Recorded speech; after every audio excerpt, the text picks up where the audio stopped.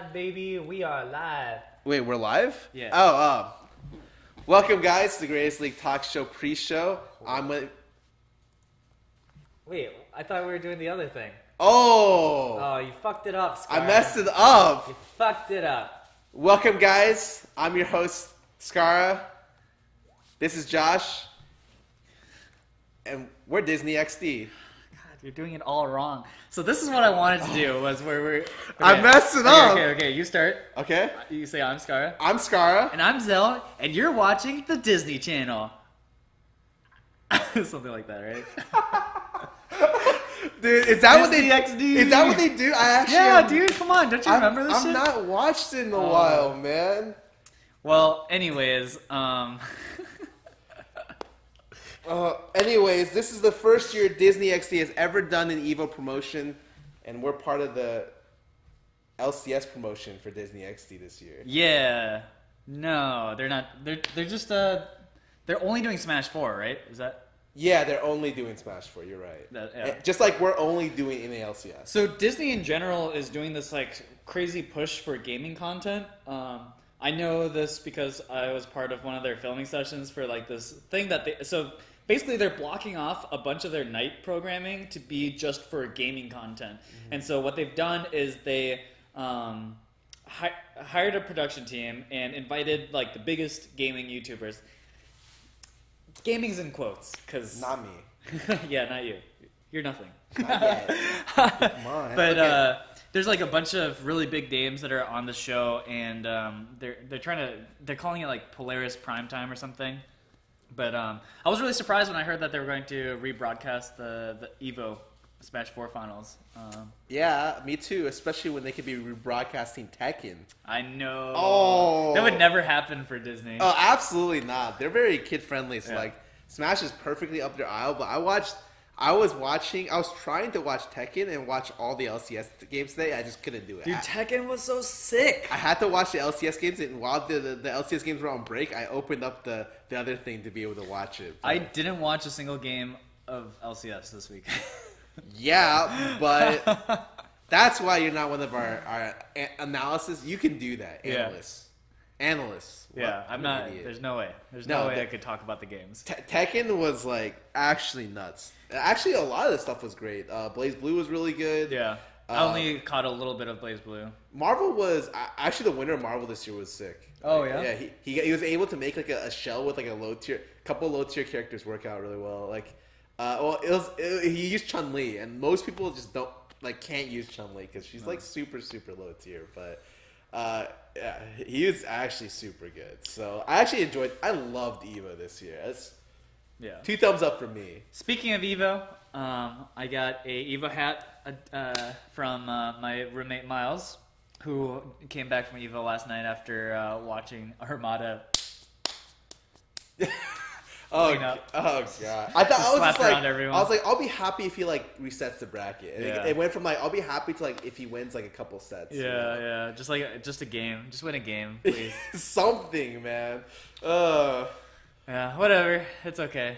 Next year's Evo becomes more hype because hopefully it's on Sunday. Yeah, and because then- we'll both be there, right, competing hell yeah. in that new game they announced. The Blaze Blue? Blue Tag Team. Tekken Tag Tournament. Yeah. Blaze Blue Edition. That's actually what it is. It's actually their Marvel vs. Capcom Infinite, so it's Yeah. like Blaze Blue Infinite. They're just like, you know what, Capcom, we see what you're doing. We can do it better. We're gonna announce Dragon Ball, and on top of that, we're gonna announce this thing. Yeah. So you just get nothing. It's so funny to me that I grew up liking anime so much, and I never got into like fighting games in general. Because like fighting games are like the most anime shit ever, actually. I never got into any anime fighters. So like, Yeah, me neither. Like Guilty Gear, Blaze Blue stuff, I never got into. I played a shit ton of Tekken Yeah. Tag and Tekken 3. I played Tekken and I played Smash, and that was it. Yeah. But I'm super hyped about Blaze Blue. It makes me want to play it. I'm probably going to buy some fighting sticks and try it out. And it was just so random. They like added Persona a character from RWBY. It was just like, I guess, you know, Yeah. why not? No, I mean, I'm down for any kind of crossover. Dude. I was just watching Smash 4. They got Cloud in there, and I was like, oh, doesn't even look bad. Like it. I know. It's so. I remember the day when Nintendo Direct came out and they announced Cloud, and I was like, what the fuck is Nintendo doing? But then again, they've had some like really weird Well, characters. I remember when they first had Solid Snake. Yeah, it was like, I was what like, the hell? What? And then it works. Like they just make it work. I got the initials wrong. What is it called? Isn't it RBW? It's Ruby. Ruby. RBY. No, it's RWBY. I'm pretty sure. I don't know. Whatever. All right. I don't give a fuck. Literally don't give a fuck. Wait, that's our only Western animation studio, man. Don't care. Don't watch it. Come Whatever. on. Anyways, that's pretty much it about Evo. I'm excited to watch Street Fighter V later. If we. Yeah. How excited are you to watch Smash 4? So here's the thing. Yes. Smash 4. Yes. I think is a perfectly fine game. But I don't want it to represent Smash as a whole. Because I just don't think that Smash 4 is as fun to watch as Melee. But I'm biased. I know. I mean, to be fair, I watched it. I just thought it was whatever. Like, Yeah. especially coming off the back of Tekken, like it honestly, the fact that you have to make a comparison where Tekken's at like 140,000 viewers and literally they announced like, oh, we're gonna do Smash 4, and then the viewership drops like 30K. I'm just like, oh, come on. Yeah. Tekken was sick though, really nice.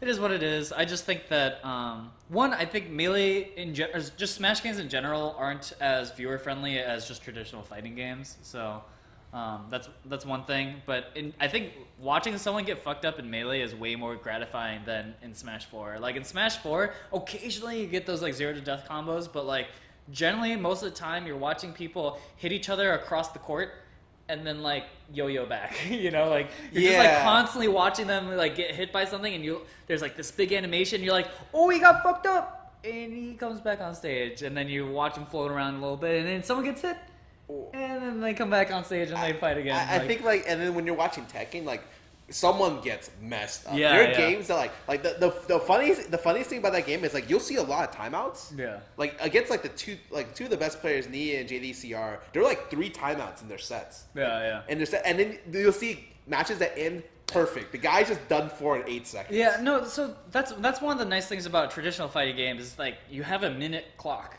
And no matter what, the game is just over at a minute. And like when you have Smash 4 games that I think their timer's at 6 minutes for 2 stocks or something, it's like sometimes it takes 5 minutes for 2 stocks, and just it's brutal. I remember last year for I think it was Armada Hungry Box or something, and it's like Grand Finals took so long because Melee has an 8-minute timer per match, and so sometimes you just get matchups where you literally just can't kill each other. I don't know.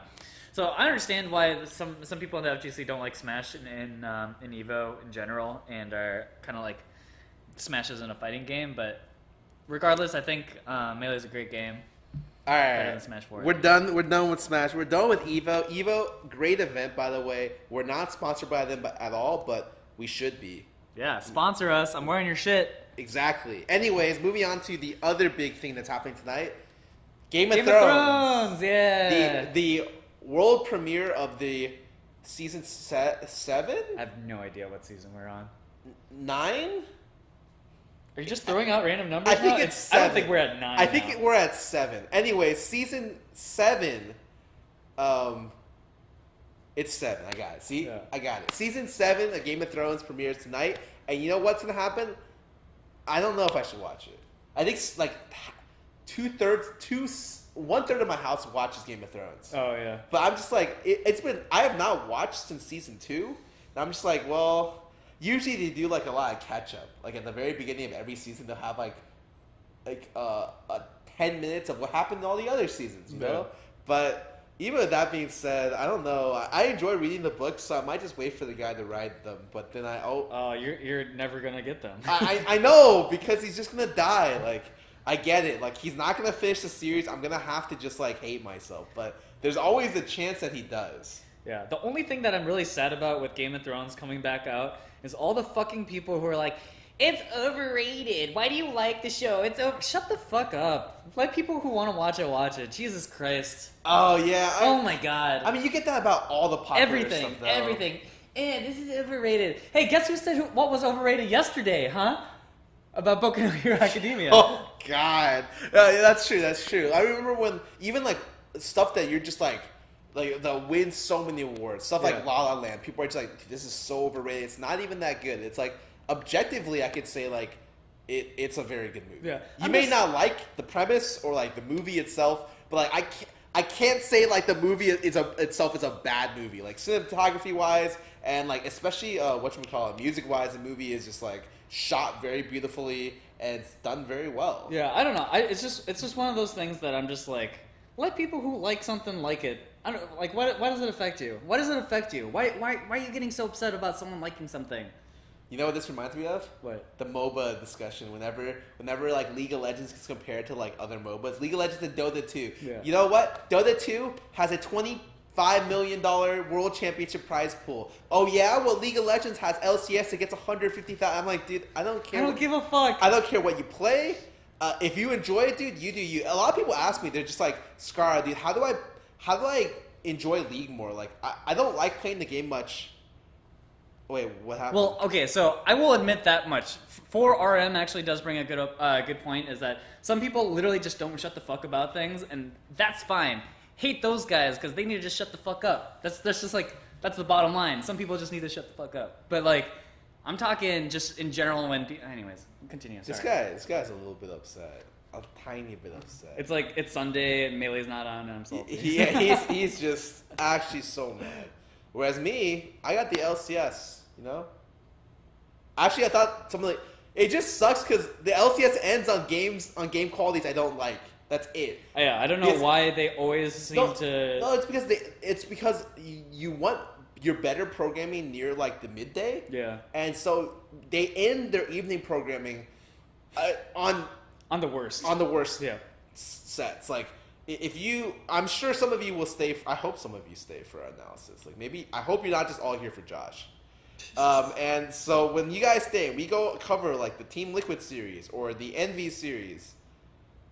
I don't. I'm sure Mark is gonna get super mad about this. I'm gonna get mad about that Team Liquid series. I'm already a little bit heated, man. That was an upsetting series. And Josh doesn't even know what I'm talking about because he is watching Smash for the entire time. The entire time. I wish I was watching Smash for the entire. That's okay. We're not gonna cover that till later. But that is. I just wish like you guys stopped the ban on TL randomly. You're just like, I guess we're talking about TL now. But like, it's because they do new stuff. They do different things. I feel bad because sometimes someone actually came up to me the other day. And then like DM me on Twitter was just like, dude, Scarra, I'm a big fan of Team Liquid, and honestly, like sometimes it hurts to see Mark just skip over them. I'd like for you to do like talk about them more if it's possible. And, you know, I was like, dude, you're so nice, man. You know what? I'll try to do that more. Like, that was actually just Steve's alt account. Oh, it was Steve. I knew it, dude. Team Liquid fans, are you serious? I got baited so hard. Oh. Well, as soon as we announced it, Steve gets on his other Twitter account and DMs you. He's like, no, dude, I swear to God, I'm not Steve. I'm just like, God. I think the best thing about when you have teams that fuck up so tremendously every time is like, I love the golden glue memes with the they're so funny. I think it's so funny. Also, that one guy said something. Jensen did the BMS key. So Jensen has this bad thing. Oh yeah, you were talking about this yesterday. He literally, he does this a lot. I can't even blame him for it too much, but he does. He S keys after he dodges skill shots. Like if he dodges all your skill shots, like, and he'll just S key afterwards, just to BM. Like I don't even know if it's just to BM. I think it's just what he does naturally. And so like it's really obvious if you watch some of his older VODs. Recently, he's gotten a lot better at it, but he used to be the type of person where like someone pointed out to me, I'm like, wow, he does do that. Apparently, he did it in the series today, where he just like straight up S keyed. I love it.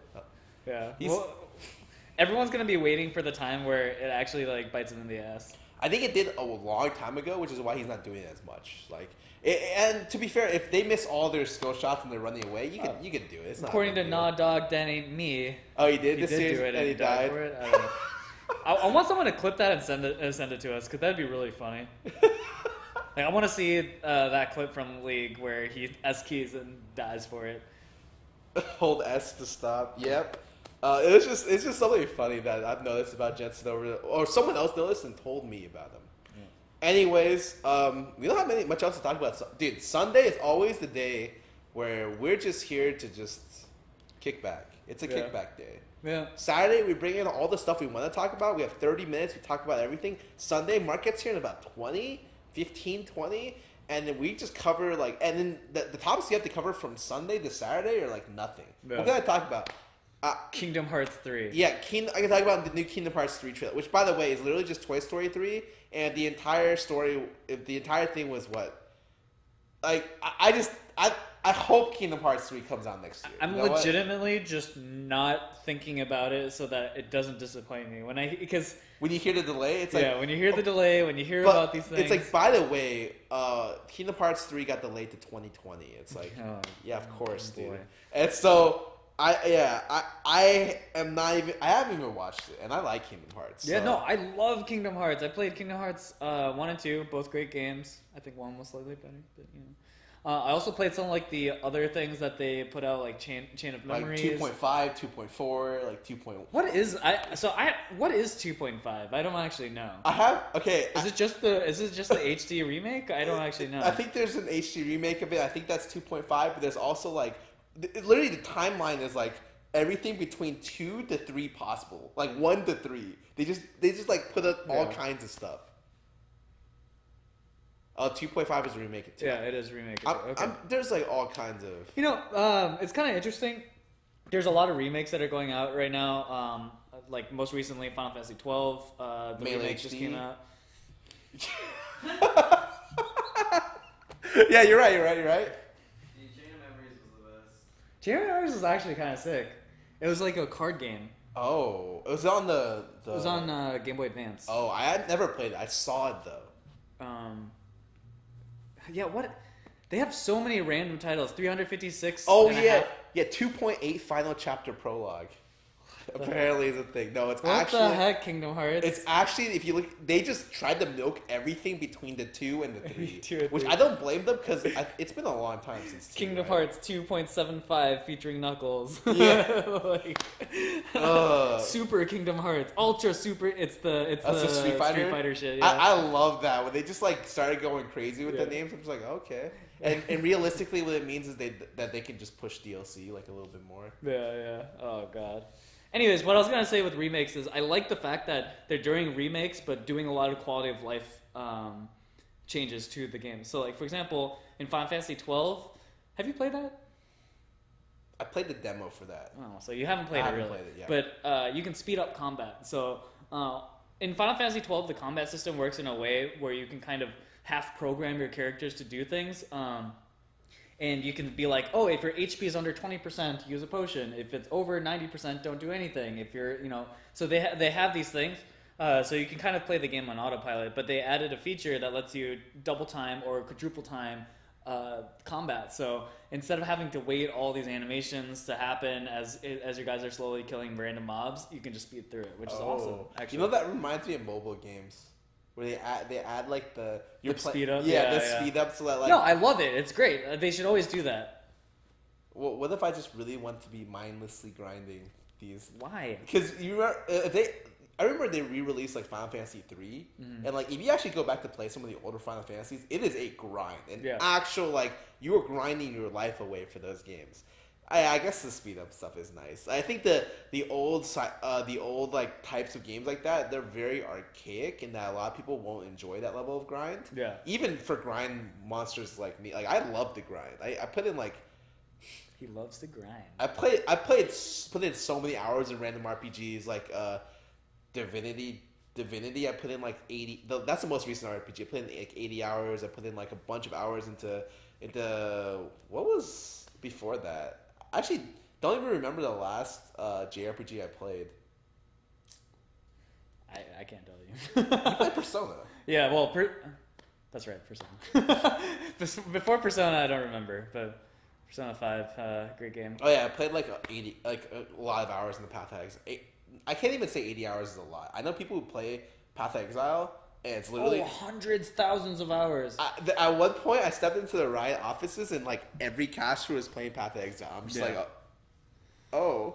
And I look over and Kobe's like, he plays with Chaucer and Hotshot, and like he has literally like best in slot gear. I'm like, oh He's been playing the game for fucking forever.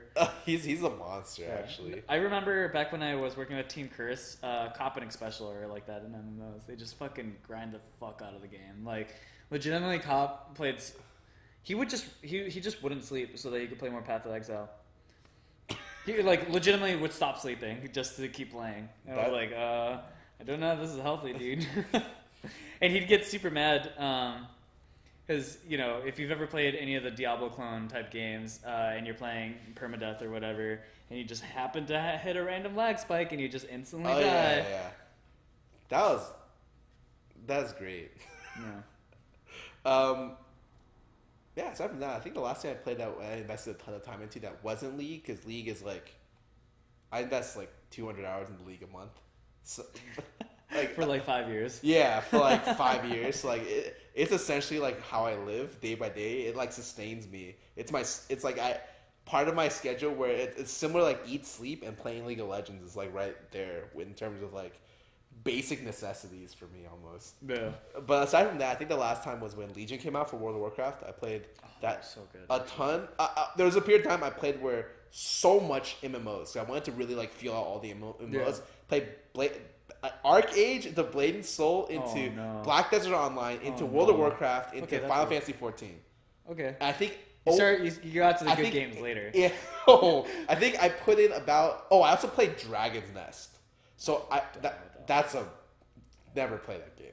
So I put in, I think, 200 hours in like a month and a half, which is crazy because I already put 200 hours in the League, which means I essentially didn't sleep, or I didn't do anything except for play MMOs plus play League of Legends and eat and sleep for those 2 months. Yeah, when I was on Team Curse, me and Mark would go from each free MMO to another MMO, so, you know.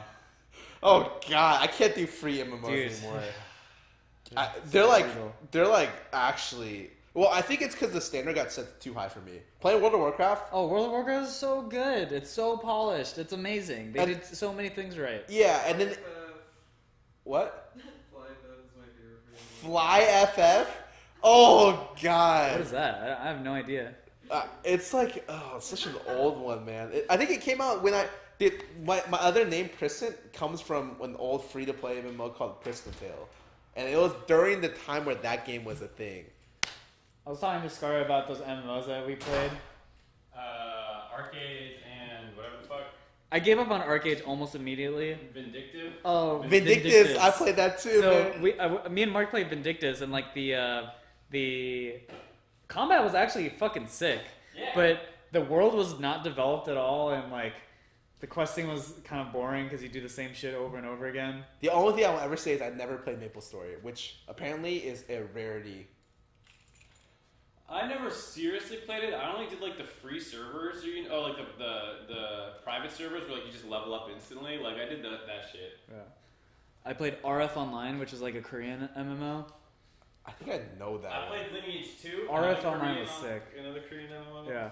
And then I played a fuck ton of this one called Dungeons & Dragons Online, which is actually sick. Oh, Dungeon Fighter Online. Do you remember that one? It's a Korean MMO. No, I never played that. I a bunch of our Korean players were addicted to that shit. I know because one of the famous Korean League of Legends pro players, Lilac, I think it was him. He was top 3 in the world at that game. Oh, shit. Like he played at WCG back when it existed to like beat people's asses at that game. Yeah. Considering how much everyone loves MMOs, like I'm just waiting for the next like super sick MMO. Because like World of Warcraft is awesome, but it doesn't hit the kind of fantasy I'm looking for, you know? Dude, literally everyone just tells me if you don't like Final Fantasy 14 and you don't like World of Warcraft, you're not gonna enjoy it. You're fucked. Yeah, you just by far the two best you MMOs just on the can't market. enjoy MMOs. Yeah.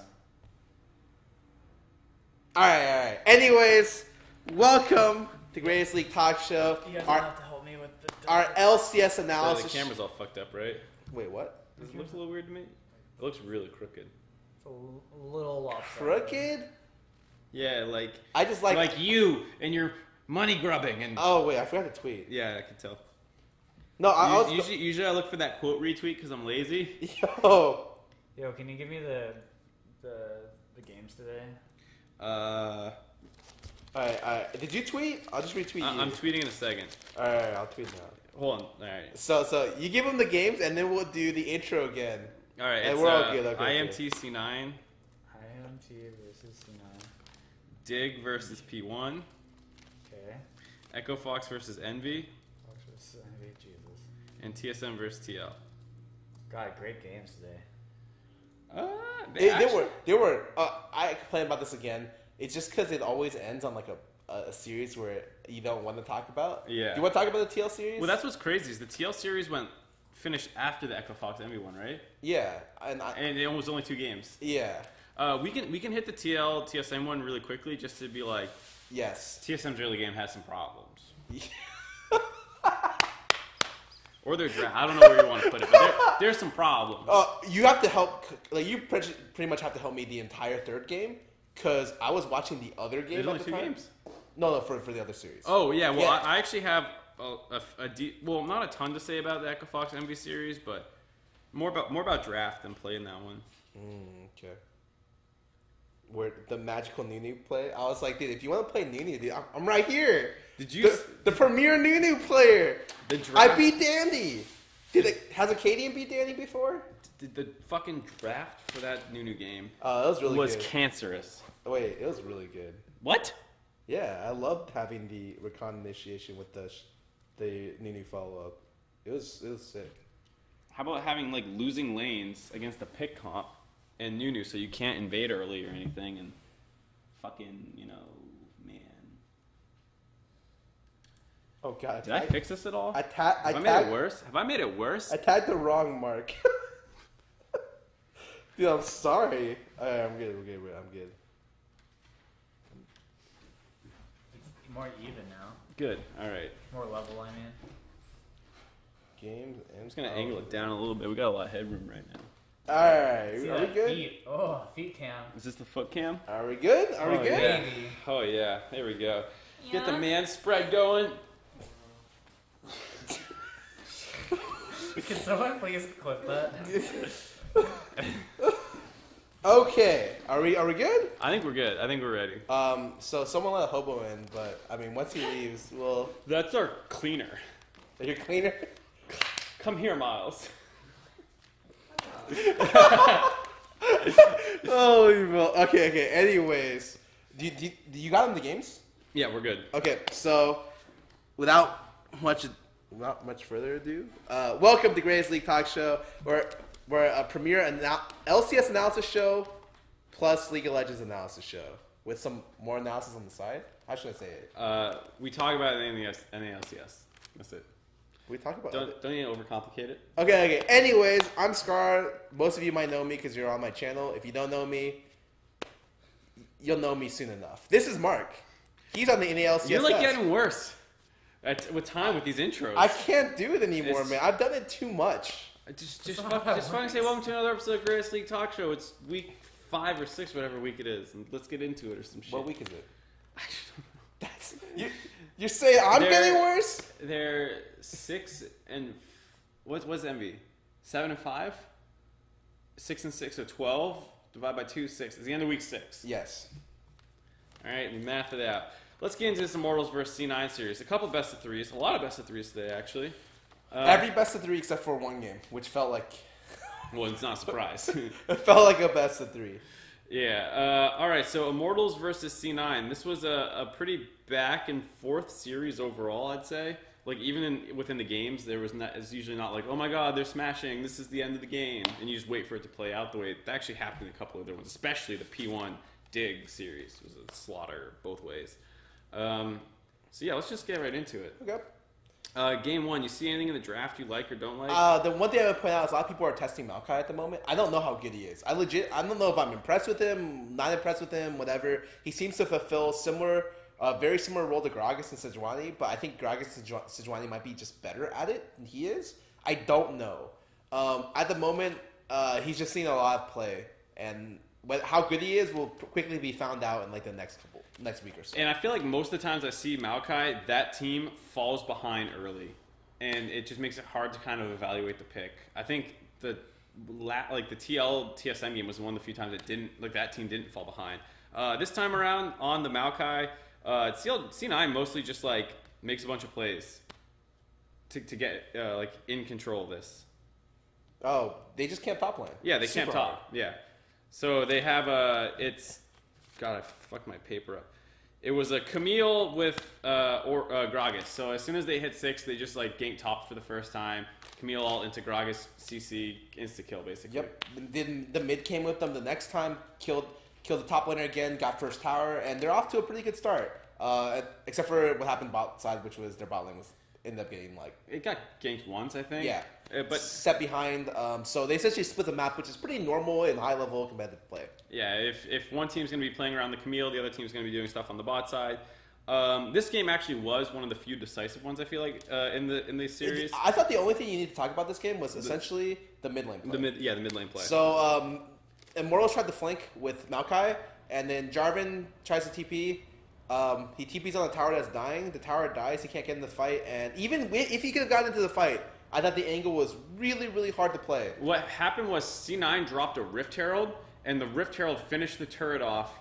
And then, so like what Immortals wanted to do was pin them against the turret so they can't run anywhere and they have to run into your team. But instead, because the turret's down, they can go where the fuck they want. And they just jump onto the people trying to get into the fight. Also, like you said, teleport doesn't complete. So they just jump on the people trying to flank and kill, I think, 3 people or something. Yeah, and that was kind of the point where they kind of threw the game really hard. Or not, maybe not threw, but like that was the decisive point for Immortals to lose the game. Like it was really hard for them to recover after that point.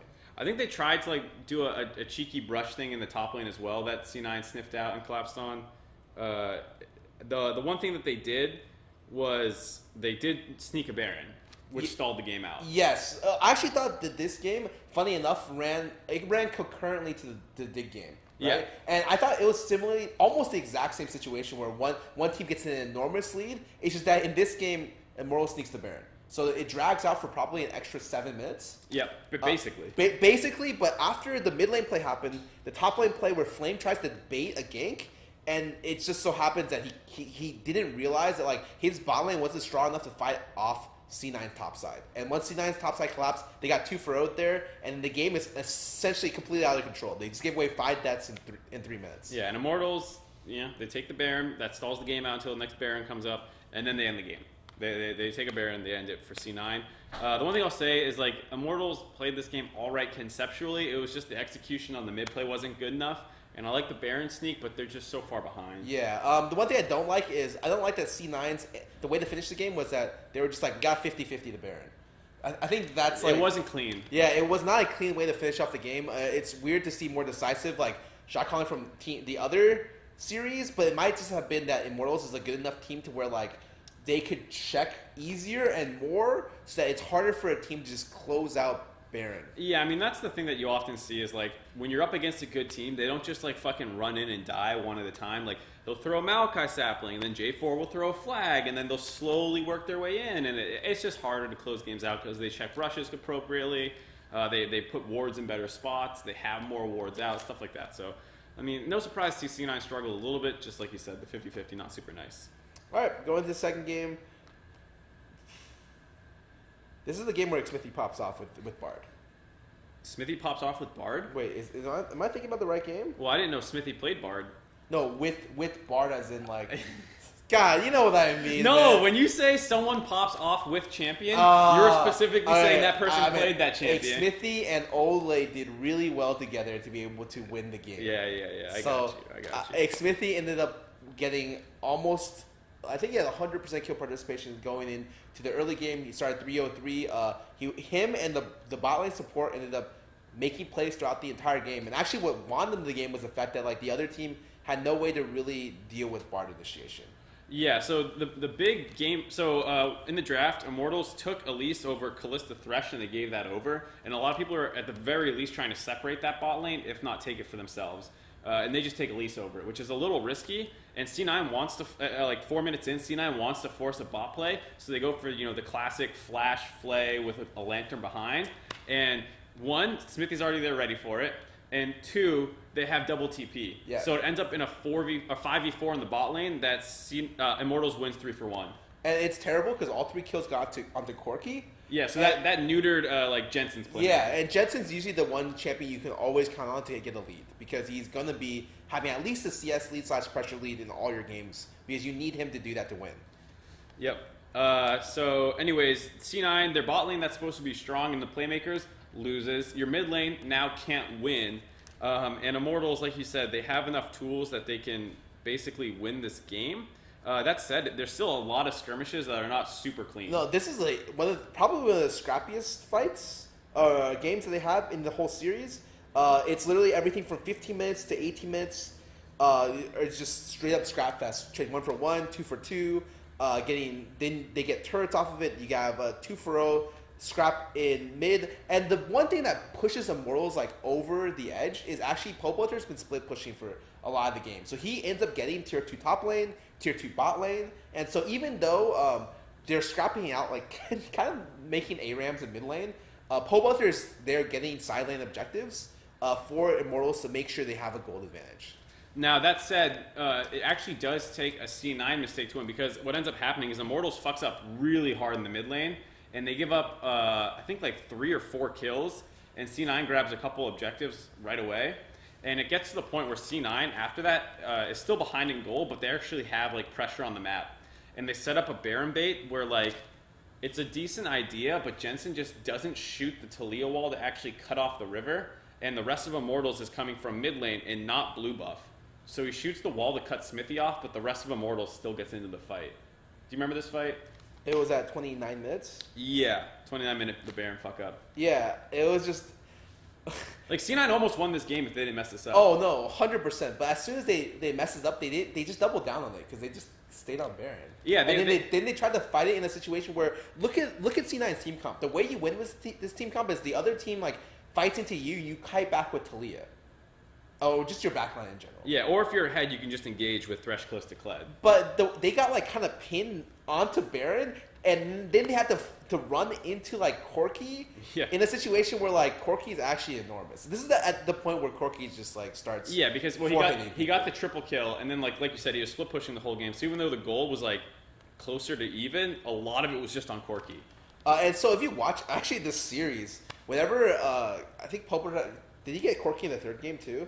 Third game was Corki. Oh yeah, if you watch POWERRANKINGS on Corki, like at some item point, which is like past 2-3 items, Corki just starts 4-hitting people.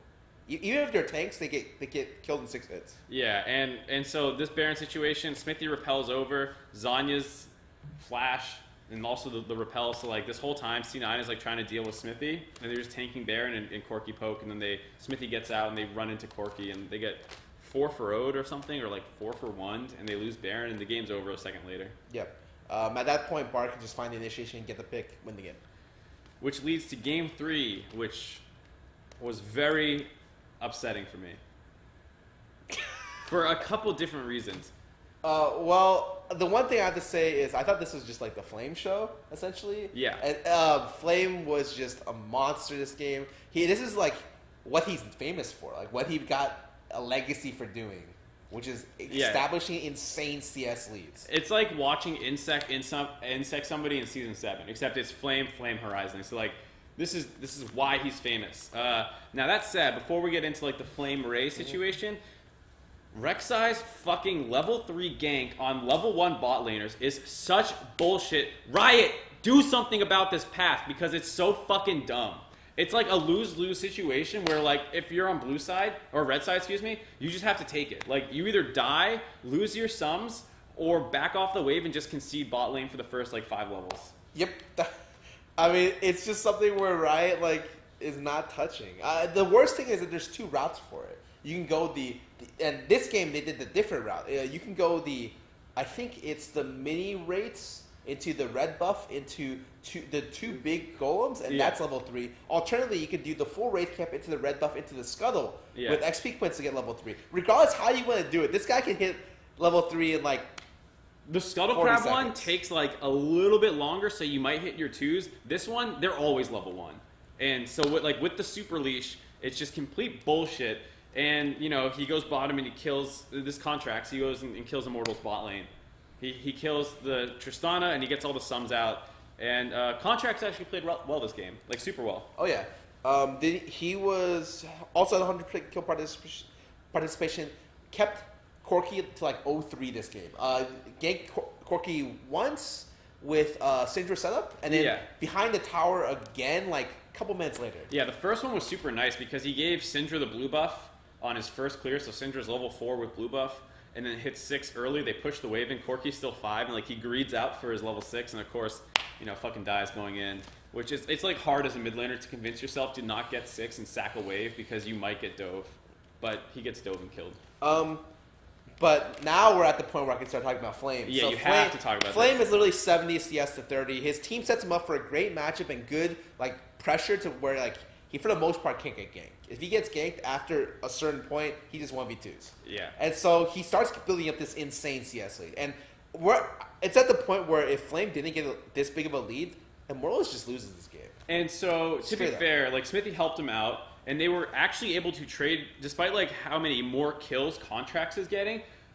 Immortals is keeping up in objectives. Yeah, they do a 4-man Shen play with the jungle and Shen bot lane, dive bot lane, get the kill on the support, and get the tower, but Immortals gets first tower. So it's completely fine, and at this point it's 100 CS to 50. Yeah. So Renekton is just completely unkillable, and the game just ends up stalling out where they're farming, they're not getting too much, and the Renekton is impossible to deal with. Yeah, so despite, I think it was like 6-0 at some point. It was 6-0. It was 6-0. The gold lead was like 2K because turrets were even and Flame had, about 100 CS lead. Yes, and so what ends up happening is C9 does a big mistake. And to be fair, Immortals plays it well. Yeah, I mean, that flank was sick. Yeah. So it was a dragon fight. They try to do dragon, and as they're running away, they just get, like, pinched. Yeah, and to be honest, it wasn't a clean dragon in the first place. No, because both top laners were actually on the bot side of the map, so to like get this flank, Renekton just had to run from bot lane into the bot river brush, and then Immortals chased C9 off the dragon into Flame, who then just like blew up the back line because he's so big. Yeah, and this was I think 4-for-1, and they got Baron off of it. So this was the major swing for Immortals. Once this happened, it took them a little bit to close the game because there's a situation where essentially Cody's son just dies a lot. Like, actually just like... Yeah, so... I don't blame him for it. It's Kog'Maw in a situation where it's kind of difficult to avoid. Yeah, it's Kog'Maw with Rakan, Rek'Sai, Syndra, Shen. So, like, at the start of every fight, those 4 just kill Kog'Maw. And then the fight continues from there. There's, like, one situation where he got picked mid that was his fault. That one was, yeah. But a lot of times you're just like, all right, well, this guy's going to die, and your team is going to clean up because they focus on this. And so the cleanup comes from POWERRANKINGS and Renekton, essentially. Right, and so even though they basically win the game at that dragon fight with the Baron, it does take a really long time for it to happen. But I don't think... Yeah, what were you going to say? I said the way the game ended was like kind of funny, where it was just a straight 4v5 and they lose 4-0, and then they just gets reverse pushed down. Yeah, one thing I'll say is... You know, Ray did not receive much jungler help. He got a little bit of focus by the other jungler. He still fell further behind than he should. And then his itemization was fucking awful. What did he end up building this game? His first item is Sunfire Cape. Versus Renekton, fine. Goes Ninja Tabbies. Still fine, because Kog'Maw and Corki do attack damage, even though it's magic damage for a good portion of it. But then his second full item is Titanic Hydra. You're down 100 CS against almost an all magic damage team comp because it's Renekton the only physical damage, and then Corki, Thresh, Gragas, Kog'Maw, 4 magic damage sources. The problem with this is I kind of understand why he built it. It's because if you don't actually do damage, Renekton can just start autoing your tower. To be fair, Renekton did do that in the first place. Yeah, but he didn't stop him. But he was able to like kind of put enough pressure to where he could only do it like every 2 waves, as opposed to like literally every wave. But the thing was, this game was decided by team fights, not by split pushing. And what happens in the team fights is he instantly dies. And so like C9 blows all their shit, killing Cody's son, and then Pobelter is able to kill the front line of C9 before C9's front line or backline can kill Renekton. Yeah, he kills Rek'Sai, Shen in like 5 hits. It's actually pretty bad. Because he has no MR, so yeah, they get fucked up by that. And then Gragas and Renekton are just destroying C9's backline for the most part. And even if they don't kill them, they get them low to the point where, like, yeah, Pobelter's done killing the Shen with no MR in 4 hits. And then he goes and follows up with the Renekton. Yeah, this is one of those rare situations where if the game was more even, he would have to maybe build more damage, I think. Yeah. But the game is so landslide for them, he just needs to be able to, like, team fight. He needs to sit there on the Corki and absorb damage until his backline has killed the Renekton. Yeah, and I can definitely understand why he should build a little bit more tanky. Right, because the damage is not needed. They already killed the Kog'Maw at the start of every fight. They don't need his like Titanic Hydra proc to like finish off the Kog'Maw. And he couldn't stop the split push anyways because the Renekton was actually too far ahead. It's Yeah. like possible if you're down like 1 kill or 2 kills or like 20, 30 CS. When you're down 110 CS, like you're not. It's really difficult. Yeah, and that's what I'm saying. It's not like building Titanic Hydra is bad all the time. If you're even with the Renekton, you can actually start bullying him sometimes. But you're so far behind, you will never contest him in the split push, and now you just made your team fight bad. All right. Anyways, Immortals wins the series 1-2 or 2-1. Pretty scrappy series overall. Both teams not super clean. I think what team did you expect more from? I think you expect more from C9. I think you expect more from C9 just because, like, when you look at their roster, and you expect this roster to do better. they were second place, almost won the finals last year or last split, and now they look on like they are the 6th place team and they look like it, which is scary. And for Immortal, I guess for me, Immortals I always thought was not going to be very high, and so like them being around this level, it's like okay, it's not bad. Yep. So ready to move on to the next series. Yeah. All right, Dig versus P1. This was the first 2 games were an absolute slaughter in both like one direction or the other, and then the 3rd game was relatively close. So, I mean, we can get right into it. Okay, let me talk about the first game. Yeah. I'm confused. Why would you ban Kassadin if you're picking Syndra? Is that something where I think they banned Kassadin because they wanted to potentially pick Talia, and I can understand that, but it just feels really weird because I think they drafted themselves into like a really bad spot by leaving. Like I don't know in some situations how Galio gets fifth picked in a positive situation for his team. Yeah. I mean, like, if Galio like is exploitable at times, but if you're getting to last pick it, then you're just like, oh, this is the perfect time for Galio. Into a good matchup into Syndra. So I just thought that was pretty questionable how it got there just from the draft. But that said, the one thing I do like is the Nunu pick. Yes. Oh, I think this game it was I liked it a lot more in the 3rd game. that's not even true. I think Nunu does Shrimp just plays Nunu well, actually. Yeah, so what I said on the desk is I like Nunu for Shrimp because sometimes Shrimp goes too aggro, and like it's impossible to go too aggro with Nunu. So like you can't like jump on and like your most aggressive play is Slash Snowball. Yeah, which is like okay. Yeah. You're not going to go too hyphy. And then Dignitas loves rushing Barons, and Nunu's great for that. So this starts off, Mike ganks top for first blood. Great. Doesn't really snowball the matchup. And then... Which is very strange to me. So for me, I think that Shrimp does a really good job on Nunu to always be able to equalize the early game. Yeah. And so when you're playing against a Nidalee jungle, you should be getting hard pressured as Nunu. But that's not what ended up happening. And if you're able to be even with the other jungler, with him getting like nothing or one gank off, that's great for you as a Nunu. So yeah, I think he does a good job. Maybe it has something to do with the Syndra. I've seen a couple Syndra Nunus today, and that usually looks fine. Yeah, because you always get like a really strong pressure mid lane. Usually when you play with Nunu, you want hard pressuring lanes that you can go and do random stuff, or so you don't get invaded. Anyways, the big thing that breaks out is there's some skirmishes mid, and one of them's a 3-for-1, which goes super in Dignitas' favor. And from there, they kind of just snowball the game. I think this was over 23 minutes in. There's a big skirmish mid. There's a big play top that P1 camps a brush and tries to like bait Dignitas into coming in, but they know that they're there because it's warded, and they just get collapsed on and murdered. Yeah, P1 tries to do a TP play at 16 minutes, gets turned 4-for-1, and then the next play gets turned 3-for-1, and this game's over. All right, Game 2. Very simple. Like it's super one-sided. And to be fair, the next game is just straight thing. The exact same thing, but P1 wins. One thing worth noting is Kalista, first pick game 1. Second game, Kalista, first pick game 2, wins both games.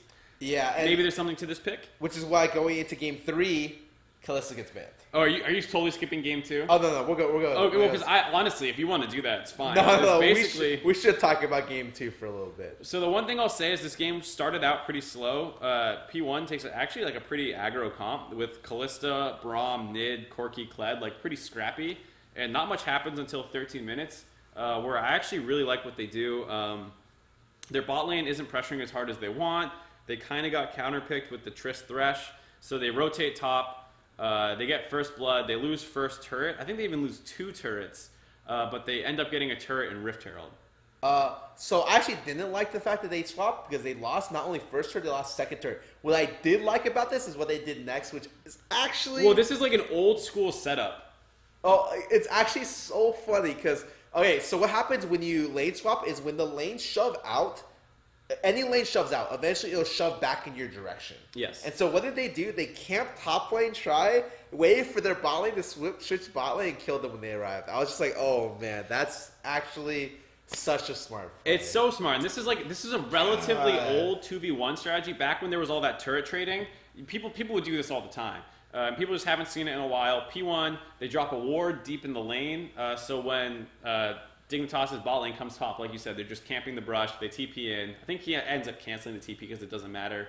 And they get 2 for 0, and then they swing mid. After the 2 for 0, drop the Rift Herald and take the mid turret as well. Yeah, it was just a great series of events where you're just like, oh, they just crushed the early game offense. In a position where they were losing. Losing 2 towers on a lane swap is what a terrible play, but they were able to find a way to where it converted into something great for them. So the one reason I'll say... Like, when you get Rift Herald, that's basically like a down payment that you're going to get another turret later. So, I don't like that they lost first turret, but they got to kill a turret in a Rift Herald, which is actually relatively close to first turret and another turret. I don't like that they lost the second turret. I'm okay losing 1 turret if you're getting initiative. However, if you lose 2 towers because your lane swap is like so untimely that the Triss just like mauls your towers, then it's a problem. And I'm just like, oh, you gave up too much for it. But you got the Rift Herald, so you're going to get another turret. The thing about Rift Herald is it's better when you're ahead, and it's worse when you're behind. Their team was actually behind. When you have the goal was still actually relatively even after. Right. Because they got the first blood. But I think it's like a Rift Herald's a thing where, like you said, it's an investment. Yeah. But it's an investment where you'd like to only... It's a better investment when you're ahead than when you're behind. Because you're not guaranteed to have it pay off. Yes. Like, at best, you, like, get a tower, but at worst, you could do some of the stuff that we've seen in LCS where the timer runs out, you have to cast it, and it gets killed. Yeah, it just runs up a lane by itself. Exactly. And so, I just think the conversion they had top lane was super smart, really good for them to get that into mid lane, and that kind of caused them to just crush the game. Yeah, I mean, it's basically over after this. I think, and then the biggest thing is Kalista Braum. They did a great job snowballing everything. Yeah, there's a lot of skirmishes that go in their favor. There's one point where, like, Dignitas looks like they might come back and they start chasing down, and then they just overchase and 2 people die, and then P1 gets Baron.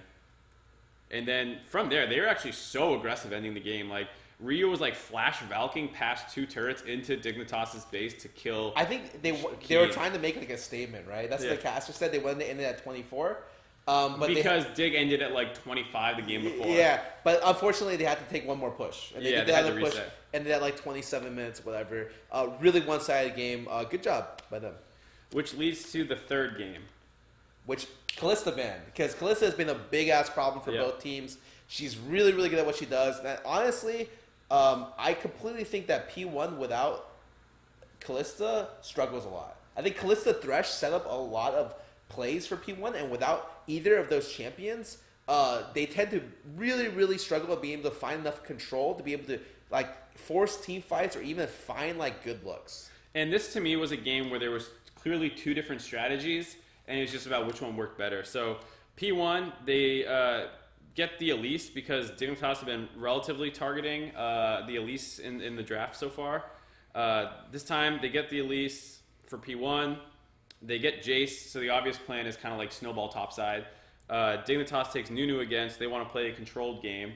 And what happens is the first dive that P1 goes for on the top side, they fuck it up. Someday outplays it, and he kills Mike Young into the turret for 1-for-0. And generally, Someday just played really well this game. Right, he took that lead and ran with it. We're not talking flame level like in the last series, but we're talking like if you see what happens, he got like the 1-kill lead. Then they made a really big top lane play with their bot lane. He traps 3 people. Oh, yeah. While they're killing the tower. The tower gets killed while the enemy top laner is TPing onto it. It doesn't come through, and they clean up 2 of the 3 people trapped in the Jarvan as he flashes out and leaves it for his team. So he just like monsters. Actually, that skirmish to give their team a huge early game advantage. He 1v1s the Jace. They trade evenly when he's basically in a pretty bad spot for the most part. Like, he didn't get much jungler help this whole time. Yeah, and in the second situation where he got mid lane help, he killed the bot lane. I think they ended up getting turret from that. Yeah, they go bottom. At some point, he's like 5-1, and then he just starts splitting. No one can handle him. Last team fight, he just TPs in. At the very end of the team fight, cleans up everything. And once again, Dignitas forced Baron at 20 minutes as well. Right at 20 minutes, Elise has no flash. They have Nutris started off. When Elise gets close, they Talia wall him off. And it's literally, that's it. The game was pretty clean on the side of Dignitas. And honestly, yeah, Nunu seems like it's a great pick for Dignitas. Because if they don't know what to do, they can always 20-minute Baron. Always. It's just like, because you just trust Baron to be able to take any kind of, it's not 50-50 with Nunu. You're doing like a 90-10. And Altec is good on Kalista, and he's good on Triss, 2 pretty strong meta picks right now. Keen has, I wouldn't say become like a non-factor, but he's mostly just there. Yeah, if he plays something to just even out the lane and maybe give a little bit of pressure, Syndra's a really good example. That's all Nunu needs to be able to take small leads and win the game. Because someday we'll do well, and then you'll just have Nunu who's doing like getting slowly dragons and like Rift Heralds for you. Yeah, Talia, same thing. Just shove out your lane, give Nunu some pressure. And then, you know, for the most part, it's on Someday and Altec to be the ones who really get the leads. And speaking about Altec, how do you think he's been doing so far? Ever since he's been subbed in, I don't know if it's exactly because of the meta or what, but I think he's been good. Even when he was with Big before, he had some Triss games where he was playing relatively well. Yeah, I actually think he's been playing really well, a lot better than I expected. And so if they do have a situation where their bot lane stabilized, Dignitas' bot lane has always been like a point of contention. Like, oh, they're not that great. They're there. But recently, they've been killing it, actually. And so now that they have like a bot that can win, it's so easy for them to pick stuff like Nunu and just win the game. Which, also have to mention Adrian coming in this week. They said in the interview that they played with this roster all week, so this is not like we'll sub people in and out. They're like pretty committed to this roster, it seems like, and it looks decent. It looks like a team that should be in the playoffs. Yep. Pretty impressed with what they've done with their bot lane, actually. So, and I guess with Nunu, because they're playing Nunu in the way that Nunu should be played. Yeah. Which we'll get to a series where maybe that didn't happen. You're getting. I think that's the next one. I think it's Echo Fox. Wait, you want to talk about that next? Okay. I'm pretty sure it's the next series. Okay, good. All right, so we got Fox versus Envy. So I thought both Game 1 and Game 2 were just decided by awful drafts from the respective losing teams. Because this is a 3-game series once again. Okay. So I'll start off with the first game's draft. This one, to be fair for Envy, is like a little hard to see coming. Echo Fox wants to heavily target Lyra in the bans. And if you're Envy, you're like, fine, fucking do it. Like, Lyra's going to perform no matter what. And that's even true. He ends up getting forced onto Graves, but what happens is in their second ban phase, they ban Tahm Kench and Braum. Echo Fox takes Blitz, which Gate has a huge champion pool. I understand getting rid of Tahm Kench because that's like a very specific, it's going to save your ass kind of pick. But they end up in a team comp with Thresh, Xayah, Cassio, Graves taken. And then the other guy just picks Gnar because he's like, wait, your team comp needs a tank. And I'm going to blind Gnar, and now you're just fucked because you can't take anything that's good into Gnar. And they end up taking Jarvan, which is okay into Gnar if you get gank pressure, but the other team has Elise with Gnar, and you have Graves. So you have no gank pressure, and now your top lane's losing. So Scarra falls behind. Lyra still finds a couple cleanup plays, but the game completely stalls out until like 19 minutes. I think even with this draft, there's a way for them to come out. They could have. It wasn't as bad as I feel like you're making it sound like this draft is like terrible. So yeah, I should clarify. Like I said, this was a hard thing to see coming. I would actually give Echo Fox more credit than Envy discredit.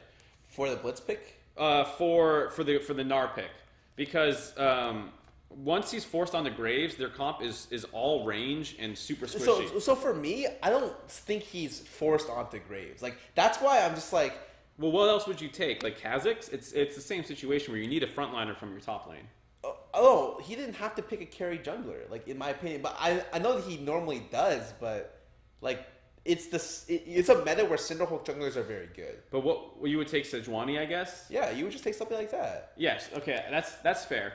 But once they see the Graves pick, then I think I think Graves is just not that good right now. No, and so you pick Graves. No, you pick Graves into tanks. So Graves into Zac, for instance, is a good matchup.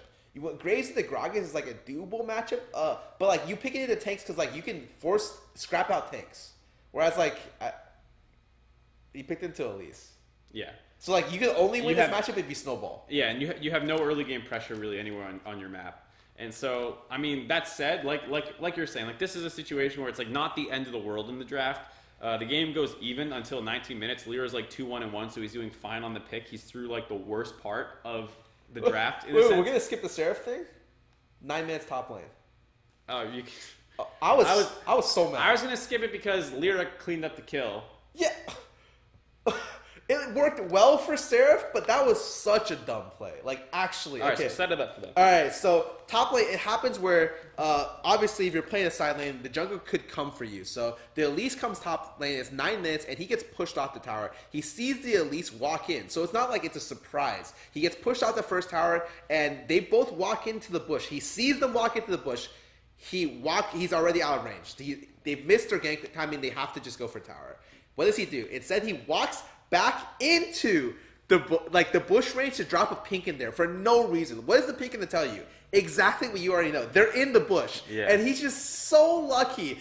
Greg was just like, there's no way this top laner is so stupid. I'm actually just going to use all my spells in the camp because he just saw us. So there's absolutely no way he's going to just walk back in and give us a free kill. And he does, and he's so lucky that Grigne used his damage spells onto the camp because somehow Seraph makes this a bait, and his team ends up cleaning up. And the only reason this turns out okay for Echo Fox is because Damonte shows up with the roam and gets like a 2-man W knockback and kills Lyra, I think, to make it a 1-for-1 or something. Yeah, and I'm just like, oh my, you're so lucky. Like, you're so lucky. So through luck, happenstance, or skill, who knows what to call it with Seraph, the game's even at 19 minutes, and where this game blows open in Echo Fox's favor is they overchase in the top lane, and they end up in Echo Fox's jungle where Blitzcrank hooks Hakuho. They kill him, and now it's Echo Fox's turn to chase. They chase up through the top side. They kill Apollo, and then they dip into the jungle, and Lyra isn't sure if they're on Baron or not. Face checks it. He dies, and then they actually start Baron, and it gets a little risky, but it's still a 3v5 without your jungler or your AD carry. So Echo Fox gets the Baron and kills 3 other people. Some of the things I want to point out, I thought Damonte actually played pretty well this game. Yeah. So he roamed top lane to clean up the Seraph play. He ended up solo killing the enemy top lane when he tried to trap him in the mid lane. Yep. And he also got that great wall at 19 minutes to be able to to set up the Blitzcrank and his team to get the hook. Yeah. And to start a team fight that's really disorganized for the enemy team. So this is definitely a game where I'm like, okay, Damonte, you played great. Yeah, Damonte played super well. So Echo Fox up 1-0. What should they do? Swap out their whole roster. Oh, I assume they won game one. Yes. So they win game 1 off this play. Yeah. Okay. So going into game 2, the logical thing to do is swap up your entire roster, basically. So Looper's out. You bring in Brandini. You got Acadian who comes back in. And then Keith is out for MASH. Yeah. And so no one knows what the fuck Echo Fox is doing with their roster. Yeah, so this is not... I don't even want to guess. It's just whatever the coaching staff was looking for. Yeah, who knows? So the funny... I actually think it's funny that they ended up getting Shen because Brandini's known for playing 2 champions, I think. He's famous for Trundle and famous for Shen. So he got one of the picks he's, relatively, known for in the Challenger scene. It didn't matter super much, but I'm just saying... Well, because their draft is god-fucking awful. God-awful. I just thought, even if they wanted to draft the specific comp, I just thought their comp didn't make any sense. Their comp on their own makes a little bit of sense. In what way? Well, you have double backline with Xayah, Corki, the Rakan. I agree, kind of garbo. But then with Nunu Shen, the backline, frontline. Yeah. I think Rakan makes the comp complete garbage. Well, that part plus what you're playing it into fucking matters. Yeah, you can't just look at a comp on its own and be like, "What a great comp." This is a comp you only play into divers. You play this into a front to back team fighting team comp. And what did they pick it into? A full on pick comp. Syndra, Ashe. J4 Tom Kench. Yes. They pick this into a team comp that's literally going to delete somebody instantly from your team. Nunu stops literally 0 things. Elise repels over, Syndra shoots her shit over, Ashe shoots her ult through Nunu, or like before he starts trying to zone, and J4 just dunks you through Nunu. Nunu does nothing in this comp. And you pick it, so like, that's one situation. It doesn't do anything to the enemy team comp. Okay, well, sometimes its early game still good, or it has a good jungle matchup. You pick it into Elise, one of its worst jungle matchups. You pick it against a Syndra, so you don't have mid lane priority, because the Corki pick is fine into Syndra because you want mobility, but you're against... But what happens is you take a different jungler. You take like Rek'Sai, you take Elise, you take something which doesn't necessarily... Because the reason why you pick Nunu is the ability to counter jungle, or to pressure the other the camps on the map. Yeah, and just control the other jungler, but you can't ever go for an invade. And then they take Corki to deal with the Syndra, but he needs to take Cleanse. And Corki with Cleanse against Syndra is like not a super good time. He doesn't need to take Cleanse. I think that's... What? Against Elise, Syndra, Ashe? What are you talking about? You're going to get fucking murdered. Yeah, he does need to take Cleanse. You need to take Cleanse. And that's why they took Corki in the first like rotation, or the second pick phase of the first, or whatever. And Envy just like bans Gragas as well. So you have Elise... taken off, Rek'Sai, Nidalee, Zac banned, and Gragas banned. So, like, I don't know what Acadian has in his pool, but, like, no matter what it is, it doesn't sound like an Acadian jungle. Like, Nunu, Sejuani. What else is even up? I think... Kha'Zix, Graves. Yeah, I think the best thing for him to pick here would have been, like, one of the tank junglers. Yeah, I agree. But like, he picked Nunu, and, okay, even with all this being said, there is a way you win this matchup. And the way you win is you just make sure you keep a consistent early... Like, what Shrimp does is he almost always guarantees that his early pathing, his early stuff is consistent. Yeah. Because if you reach level 6 and you're even with the other jungler, you're winning on Nunu. You'll start to be more useful. Exactly. So what happens this game? Lyra just outpaths so hard. Like, yeah. So hard. He does literally, like, just both buffs into the enemy red buff, and Nunu's most standard route, starting bot side with a leash, is you clear the entire bot side and then you get to red buff. And unfortunately, he didn't deviate the route, and he got punished for, like, going the most common Nunu route really hard and just taken out of the game early by Lyra. He gets his flash taken, he loses his red buff, Lyra ganks top, they get a kill up there.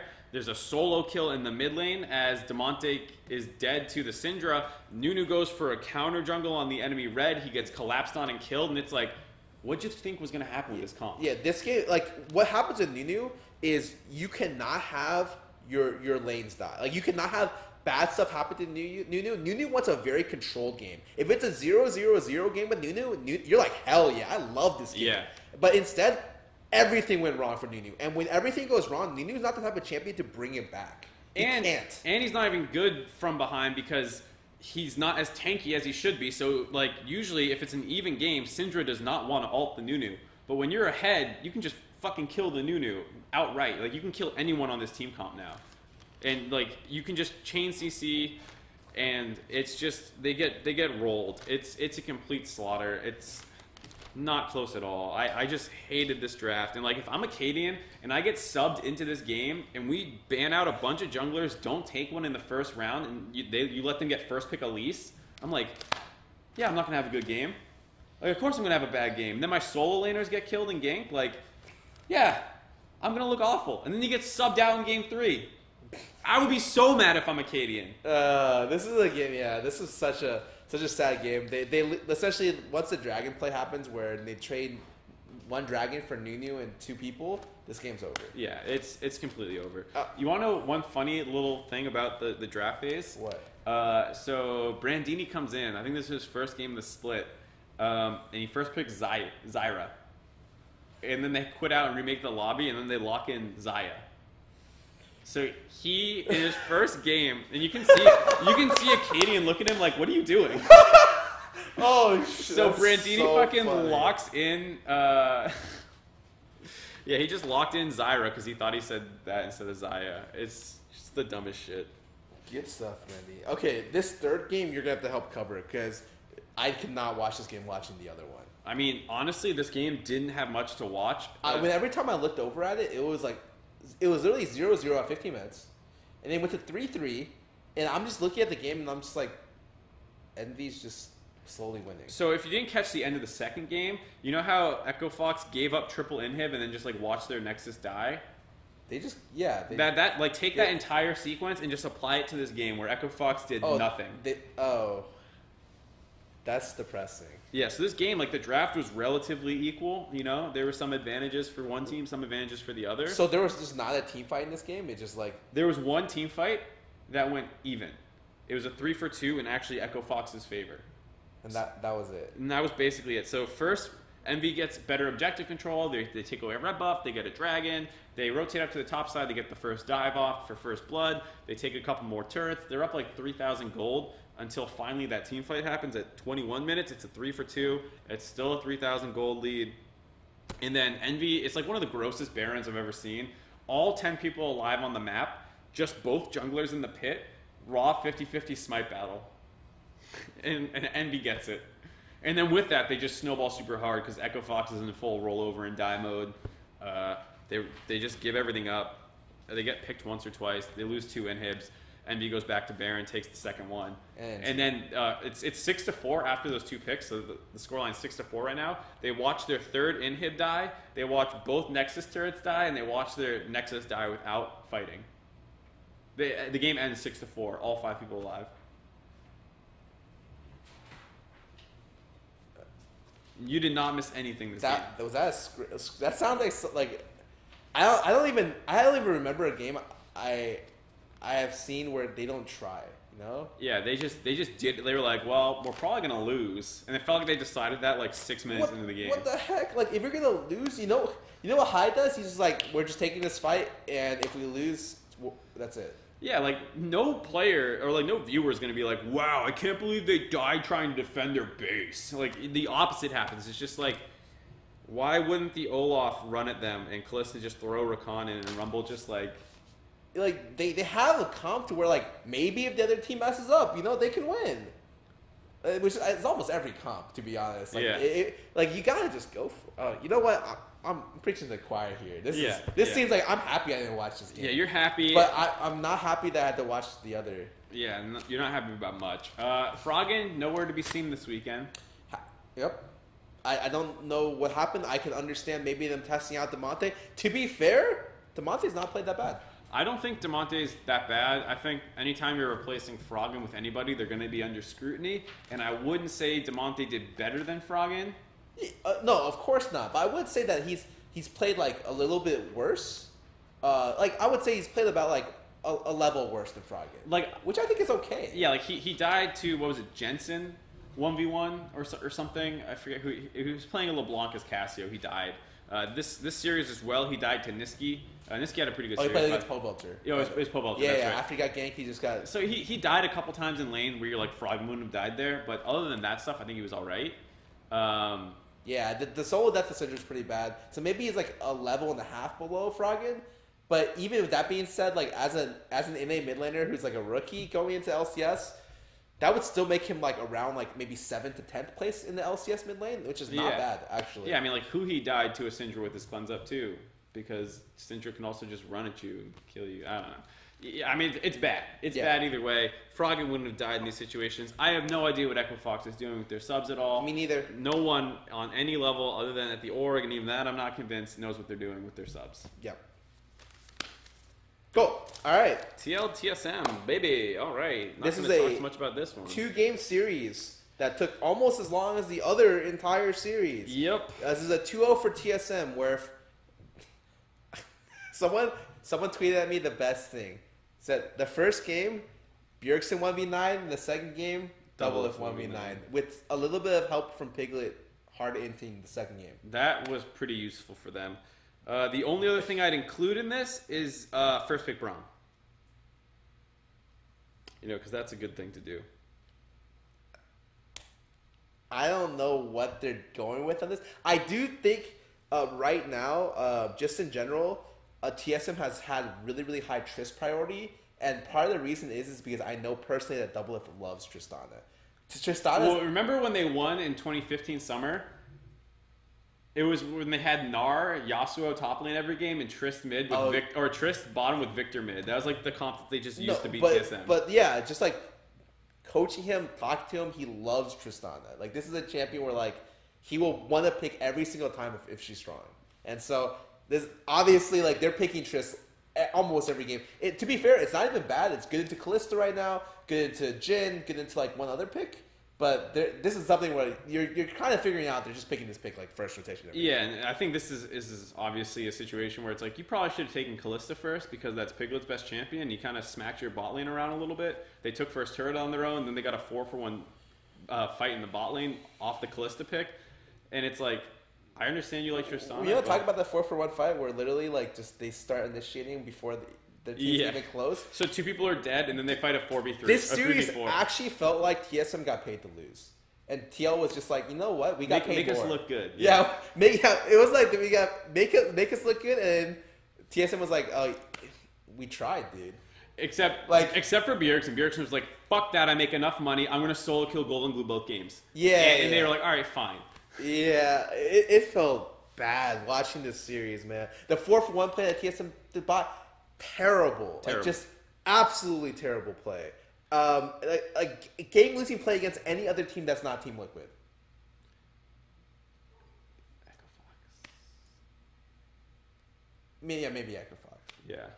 But anyways, the first game devolves into a game where Hanser has a huge lead, and then TL just doesn't finish games. Well, TL has a lead off this fight. It gets pretty scrappy, and then like at one point they just like leave their mid lane, and TSM just runs up it, and then they kill because I don't know what the fuck TL is doing in their side lanes. TSM runs up mid, they kill one person, they get midded him at 23 minutes. Yeah, it was from behind. It was Piglet, so like he just randomly dies, and then the game ends up stalling out to where they can finally take a team fight where Hanser ends up frontlining pretty well. Yeah. And then they can't ever fully connect to Bjergsen and Doublelift, the backline, which becomes like a pretty common thing, I think, in both the games, is like Doublelift is pretty much untouchable. Yeah. He gets out, Bjergsen kills like 3 people on the right side, or it's like he like flashes a wall, kills Piglet, kills on somebody else. It was just like disgusting play from Bjergsen the first game, honestly. I think he was like 8-0 and 2. So like legitimately I thought he almost solo carried this game. He did solo kill mid both games. But yeah, first game I don't even talk about. Want to go to the second game? Yup, second game. Level 1. Ooh. Just phenomenal look where you all 5-man face check a brush together against Galio, Gragas, Corki, Renekton, Talia.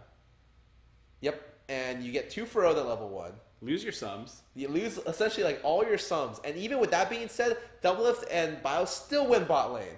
They missed the kill twice by one auto. Top lane TPs, kills Doublelift the second time, and this game is just in a terrible situation for them because a 2 for 0 with all your subs gone at level 1 is a losing game for any against any even skilled team. Bjergsen solo kills Golden Glue? Yes, when he has a 1-0-1 lead mid lane from the level 1, he still gets solo killed because Bjergsen's just that good. And then Doublelift just starts playing really well. One thing we should talk about is just TL's draft a little bit, actually, because early on they take Gragas, Corki, Galio, and that looks like pretty obviously, all right, Galio top, Corki mid, Gragas support, but TSM actually kind of has a read on it because they ban out Orianna after early taking Cassio. So they take Cassio to answer the Corki, but then they're like, TL's probably up to some shit. Let's ban Ori just in case to stop Golden Glue from getting the one champion he can play to counter our Cassio pick. Right. That's good thing you brought that. That's really smart. Yeah. So, I mean, sometimes people rag on TSM's draft. I think people do it too much. Yeah, I think for the most part, TSM has decent drafts. Like, I would say TSM's bad early games is not Par's fault. Like that, or you could say maybe the first game you shouldn't give TL Kalista. I can understand. Yeah. But then the second game, they could have given TL Kalista again. TL didn't prioritize it, so they banned it. Yeah, maybe not face checking like that bush would have been nice. That would have been better. Either way, there's a lot of close fights, and TL can't quite win any of them decisively, but they do take a lot of objectives. So they end up around, I think, 6,000 gold until the dragon fight. Where TL is actually winning, like... Monster initiation by Rainover, by the way. Yeah, super good. Like, he flashed ultis 3 people in, killing 1 person, playing, like, the carry into the middle of the fight. They insta-kill Bjergsen. Yeah, and it's just like, oh, it's great. We'll have 2 people split off to kill double lift, and we'll have... the rest chase. Yeah, Piglet go and chase this one guy. And it's currently... I think it was 2 for 0, or it's 2 for 1 right now, and they're chasing for cleanup. And then then they double lift just outplays, gets 2 for 1. Could have been in a situation where he got even more if he crit like 1 more. Well, he got pretty good crits already, but if he auto attacked Matt one more time before Matt got an auto in, he probably kills him and then lifesteals off the wave. Yes. But he gets a 2 for 1 in a situation where he's like getting ran down for his life, and he gets like 1,000, like probably 1,200 gold just from this fight. So even with that being said, they shouldn't win the next fight. But luckily enough, Parth paid off Piglet for that next one where Piglet just... No, it was just yeah. What? I was gonna try to make it done. It wasn't gonna work. So ignore it. I didn't open my mouth. I didn't say anything. Piglet just suicides to the 5 people, and then they do the Baron and then double lift clean. He gets a quadra kill here. He gets a lot of kills. I don't think this one is the quadra kill. I forget, because one of the fights he did 8,000 damage. I think this is the Baron fight. This is the Baron fight where... Well, this is the one where they kills himself, and then he gets 7,900 damage. Yeah, I guess that is this one. And then they take Baron, and then they just, like, destroy them a couple times. He just keeps team fighting super well. Double F carries the game. There's one team fight around bot inhib, which is, like, kind of weird, where they don't go in despite being... Because this whole time, TSM actually has all the dragons, which we forgot to mention. TSM has double Infernal, a Cloud, and a Mountain. So they like, even gold, but they have Baron and double Infernal, and TL, like, kind of engages on Haunter, and they don't go. I don't know, it was kind of weird. For the most part, while they could kill Cassio, and actually, if you look at Bjergsen's scoreline, like, halfway through the game, he's like 1-4. No one could touch double lift, and then he just got to 7-0, essentially, like, free 4-item Tristana, and just ended up carrying the entire game. Yep, double lift smashes after laning phase. And I'm sad that TL at least couldn't win one of these 2 games. Yeah, I mean, I'm not, because that means the day ended when it should have. So I'm not too sad that they couldn't win. But... Okay. Anyways, we're done with the games. We're on to our weekly power rankings for week 6. Let's go. This should be a really good week because there are just a bunch of teams going everywhere. Yeah, I mean, coming out of Rift Rivals in week 5, we were like, all right, there's a clear top 4 teams with TSM, CLG, Immortals, and C9. Yes. And then there's like a bottom middle teams with Envy and Dig, and then there's the bottom 4 teams. But now, what ended up happening is there's the top 3 teams, clearly. Then there's the middle 3 teams, and then there's the bottom 4. Yeah. Basically, C9 dropped out of the top. And honestly, this would be like a super easy first for me if TSM's games today weren't just god-awful. Like, ugh. I mean, like... Even with that in mind, where do you want to start? Because usually, when we do power rankings, we always start at one of the sides. So top or bottom, whatever is easier for us. I mean, I think bottom is for sure the easiest. Okay, let's just start there. I mean, because it's... We'll let Josh finish saying this. It's so slow. Computer sucks. Neither of those are the problems. TL 10th. Yeah. TL 10. Wow, what a surprise. Oh, wait, didn't we put FlyQuest last week there? I don't think so. I mean, Josh can look up the... I think FlyQuest was like really low last. They were FlyQuest was 8th. Oh, okay, well, they're probably going to be the same way. Okay, so going into next Echo Fox 9? I don't know. You think FlyQuest should be 9? It's obviously between these teams. Well, how did Echo Fox do this week? The thing is, I don't... That's the... Right. I hate... Like, because we're evaluating 9 players on Echo Fox. Yeah, essentially. like they're... Did they have a team? They just like throw in rosters I don't know. randomly. Like, you couldn't tell me that was actually DeMonte. Like, that could have just been a guy on DeMonte's tag. I don't really know what he looks like. That could have been Froggen. I don't know who that is.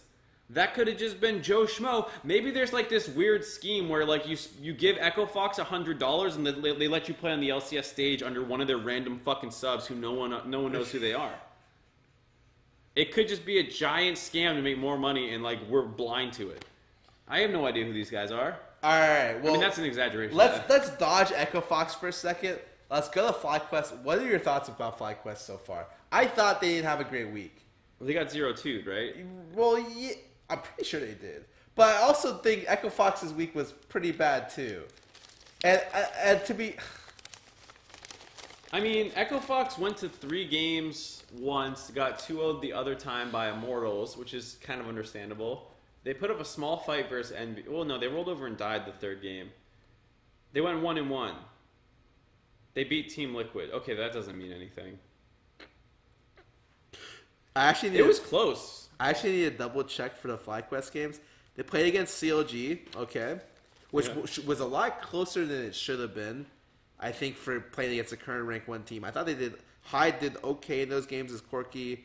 They actually looked a little reasonable. Yeah. I thought that series they looked pretty okay, not terrible. You know what? And then they played against Team Liquid, which they won. I'm fine bumping FlyQuest up. They went 2-0 last week. They went 1-1 this week.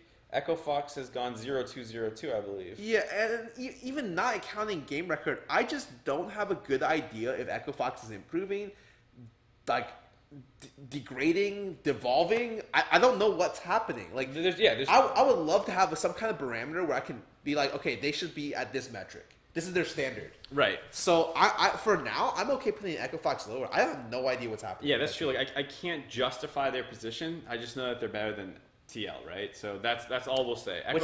That's every team. Yeah, I know. That's why. That's the one thing you can say about Echo Fox is that there's one certainty in life, and that's TL is the 10th place team. Yeah. Okay. I'm down to put Echo Fox into FlyQuest if you're down for it. Yeah, I'm down. Okay. Echo Fox 9, FlyQuest 8. I think that's pretty easy for the bottom 3. I think. And do you want to flip or do you want to keep going? So the only thing that becomes interesting is C9 P1 because otherwise I think you can probably easily put P1 7. You know what's funny with TL is that they're basically Echo Fox in terms of they're just like mixing and matching random shit. They're just worse. Yeah, they're just worse. All right. Do you want to put P1 7th or do you want to go to the top?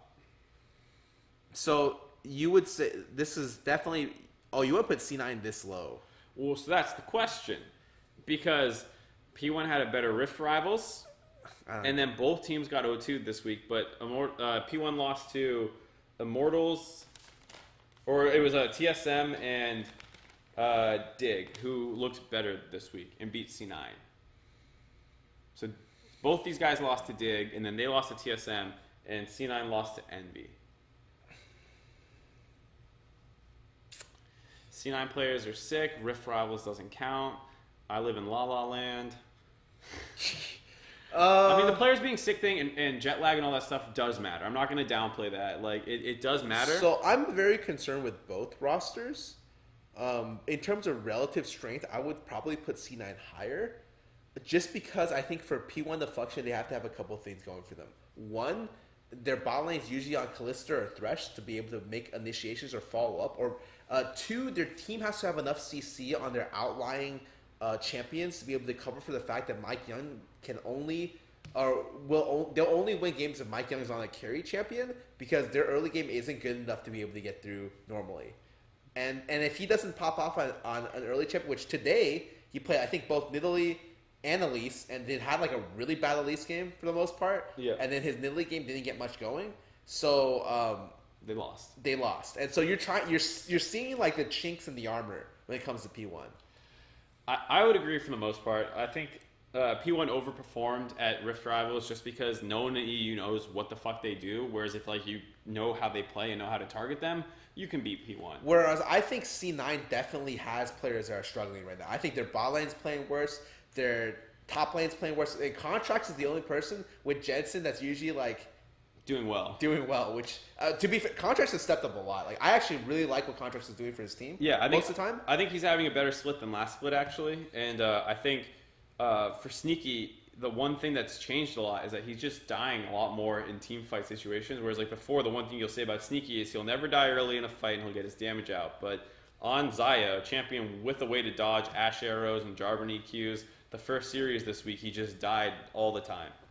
I'm not sure what's going on with their bot lane in general. I think especially Sneaky's play has been worse recently. But even with that being said, I still think C9's a stronger team. Okay. Because they have less weaknesses. Just off the fact that their mid jungle is that strong, that they will be able to take away more games against other teams than P1, in my opinion. All right, I'm down with that. So we'll put P1 7. That brings us to... Oh, are we doing just C9 6? I don't know. Okay, no. Okay. Let's go to the top and figure out the top 3. Okay. Because the top 3 are clearly the top 3. Yes. So top 3 teams are in no order: TSM, CLG, and Immortals. So CLG lost this week in a pretty disappointing way. In really, really bad ways. So I don't know what's going on with their end. Could just be a bad week, but also it did show some like startlingly bad play in general. Which is so like, you know, Darshan solo dying the balls under tower. He's just like Huhi having like a really bad series. Second series, his first series was good on Vel'Koz, but yeah. So might just be that you're seeing more weaknesses, but I think the best team, the very first place team, is pretty easy. You don't think so? Is it? Is it TSM for you? Yeah, I think it's it. Yeah, think it's TSM. It's TSM. Yep, TSM's the best team in NA right now. I mean, even with their ugly, terrible series against Team Liquid, like I'm just think about it from TSM's perspective. All right, you play something, you fly to Europe, you beat the shit out of all these Europeans, you come home, you play your first series versus P1, who looked really good over in Europe as well, and then you have to play TL. You're fucking tired. This patch is going to be over soon. It's the end of the weekend. You're the last game, your last series to start. You underestimate them. You play bad. People play down to people's level all the time. That doesn't change how good they are. You should just... TSM apologists. Yeah, I was going to say, you should write excuses for a living. That was really good. That was like 7 different ones, man. You could have stopped at like 2. I would be like, you know what? That makes sense. Yeah. I think that's a lot of excuses to give them. Yeah, I know. Honestly... Even if they had a bad series, a lot of teams will have bad series against... Everyone will play bad at some point, even the best teams. Right. In general, though, from what I've seen, even though they're playing really bad, they still don't drop games because the talent in the roster is super high, and they've got great players across the field. And that's what separates them from someone like a C9 who did, if they were sick or not, I mean, that's the big difference, but they still got smashed in this weekend. They haven't been looking super great overall this split. They don't have as good of a Rift rival. So I think TSM has a lot more things that it's really hard to take away from, even if they have some, like, why didn't they just destroy TL? Like, they won. Yeah, so I'm down to put TSM at the very top. TSM numero uno. Which leaves Immortals and CLG. So CLG this week had that bad series. And just both the series they played weren't super good for what... They were last week. They were the definitive #1 team. Yeah. And this week, well, that was like 2 weeks ago. Yeah, exactly. So it's been a while. I guess rather than focusing on them, what do you think about Immortals right now? Immortals is still a little up in the air for me. Like, I think they had 2 pretty good wins this weekend, which I appreciate, but I don't think they were super surprising that they won.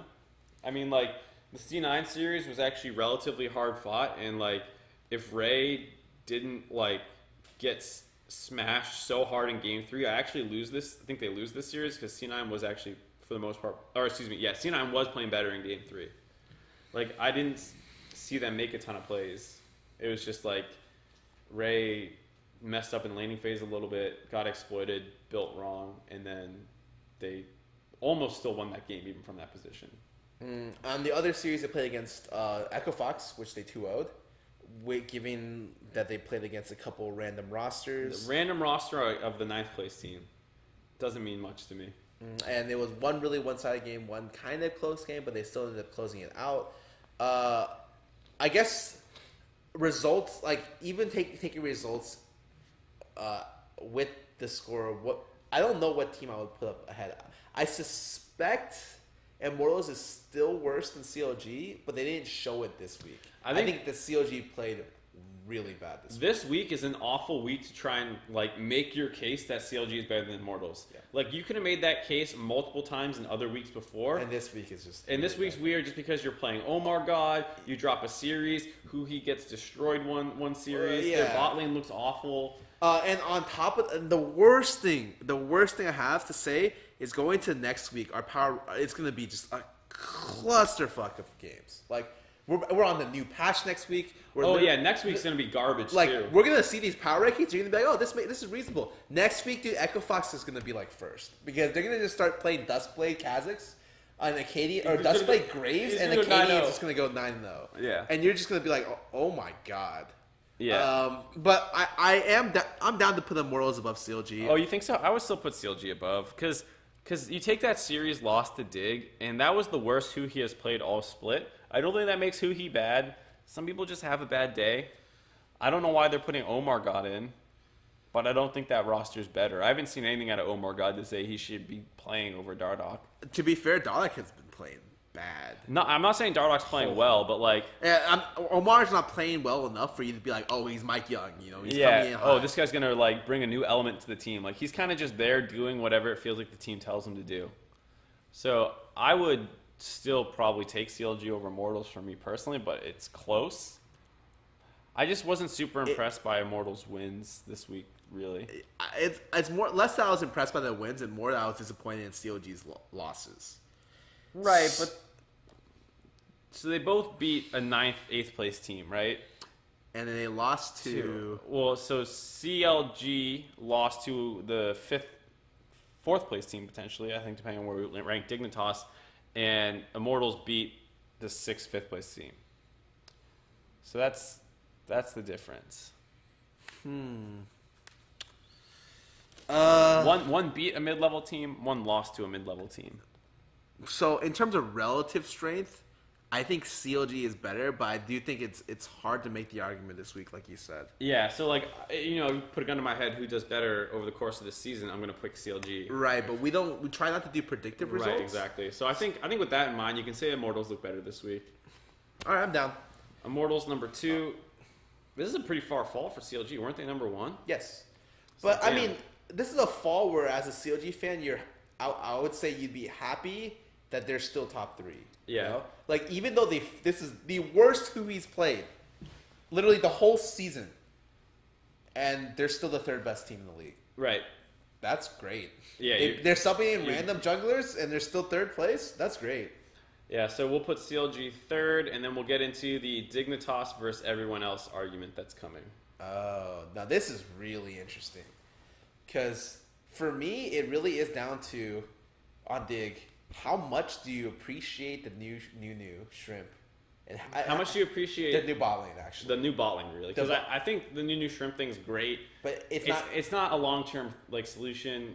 I don't even want to say that makes you better just because you found like a pick that works for you. It's more like, since their bot lane is doing well, his jungle will look naturally better as a side effect. Like Altec hard carried the first series when you got Kalista both games. And Atrium played great too. Yeah. So it's a thing where like their bot lane's consistently going to be this good. Even if they had a good week, like Altec's, like you said before, Altec's been playing good for like 2 weeks now. Yeah. So now the question, I think I'm ready to put C9 pretty low. For me, it's more about Envy. Yes, I think Envy is actually with Nesquik. I'm literally. I want to start calling him Nesquik, but I know it's bad because if people start picking it up and just calling him Nesquik, he's gonna be like, Scarra, what'd you do to me? Well, let's just call him Nesquik then, because I want that to happen. Oh my god, no, I'm kidding. So if you guys ever have him, you see him streaming, call him Nesquik. No, you see him after the please, LCS, you please. call him Nestle Iced Tea. Please no. Holy moly. Okay, anyways, I'm with you. I think C9's 6. And I was ready to make that argument when we were on P1. Yeah, I was ready to make that argument then too. I just didn't want to give too much away. Right. But I think C9 is just, they have very, very talented players, but they don't do anything except when Contracts make something happen. I don't know if he still has the 100% first blood thing, but he had that during yesterday's series. I'm watching his series, and he's literally 100% kill participation every game he plays. It's actually nuts. And the thing is, he's doing way more than he should have to with the talent level his roster is. Yeah, like Smoothie and Sneaky should be able to roam and get a first blood on their own or something, or get a double kill, or at least like win lane. You know, yeah. Like I feel like that's like a bare minimum for the players of their level. MVP of last split and a top like 3 AD through his entire career. Who was the MVP last split? Or support MVP. Sorry. Oh yeah. First team MVP. Yeah. Sorry.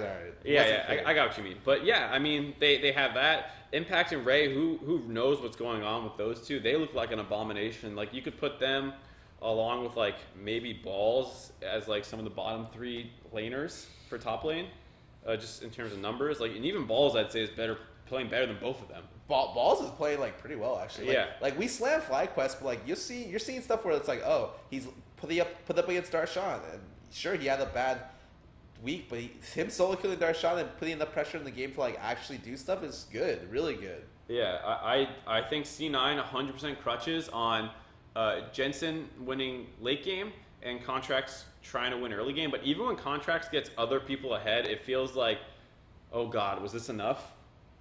Because half the time it isn't. Like, oh, he snowballed their bot lane, but Ray just like became fucking useless. Or like, I got Ray ahead, but here's Sneaky getting hit by a million arrows.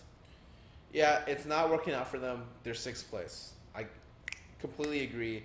Going into 4th and 5th, Envy is an interesting team. I do think their new mid laner shows a lot more potential. Mechanically, I think he's really, really strong. Probably better than Pyrian. And I think for sure better than Pyrian. And I think that his champ pool is much better too. And he does kind of feel a little bit to me like mini Jensen. I don't know if he works with Lyra as well as Contracts works with Jensen, but at least the idea that he's going to pick these like very strong carry champions and then like outlane you is 100% true. So I like it. Lyra's been playing a lot better recently. Their bot lane is just really, really good. Like always solid, Cody and Ole. Envy would hands down be the 4th place team if Seraph wasn't such a fucking wild card. Like that game that they won when he was Jarvan and he TP'd into the jungle and just gave away a kill and set himself back so far that he like died 3 more times. Complete abomination. Ends up frontlining the rest of the game decently and they win. Yeah, I think some of his decision making going into like mid late game is actually good. Like it's better than like Ray's decision making, better than Impact's decision making. It's just his decision making early game is like, oh my god, what happened? That game today where literally he sees them in the bush, he goes in to place a pink ward on at 60% health against Elise Gnar. Like that's suicidal. Actually, he's just the fact that Grignate didn't think he would do that was just like, there's no way this guy's gonna be stupid enough to do that. I'm just gonna use my rotation on the jungle camp. Should say what like that he's just so lucky that it didn't work out. Like actually, and what makes it, even with Seraph, I would be like, well, at least in the late game, he's like seems to be figuring it out. He's playing a lot more tanks and stuff, less counter pick focused, which is something we criticized him before. That said, Dig actually looked like a really just solid team this week. Like no one fucked up. Everyone did their role pretty well. A couple people even stepped up and overperformed, we'd say. And then so essentially you're getting into a situation where like for a lot of teams you're struggling to be able to give like, oh, this guy solo carried the game for them. It's like their team comp came together and people performed well, which is what you want to see in a team. Yeah, so it's not like, oh, you know, in Immortals, Flame had to fucking hard carry super. He had to Flame Horizons and his opponent get a monster flank off, just 2v1 the 1v2 the backline every time.